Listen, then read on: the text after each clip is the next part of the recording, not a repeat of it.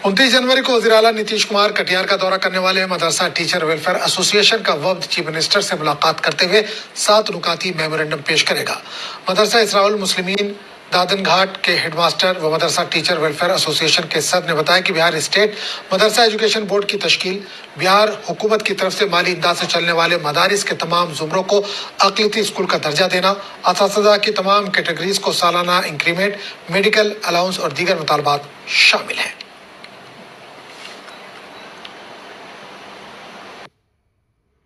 कि मदरसा teachers and welfare association जिला कटिहार का मैं अध्यक्ष हूँ।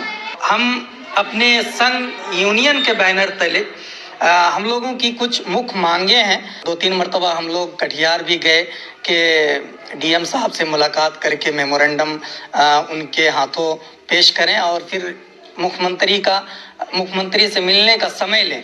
वज़ीर आला बिहार जब से बिहार की कमान संभाले हुए हैं, बिहार के मदारिस के कई वर्कर्स एसोसिएशन की कॉल पर दारुल हुकूमत पटना में डिलीवरी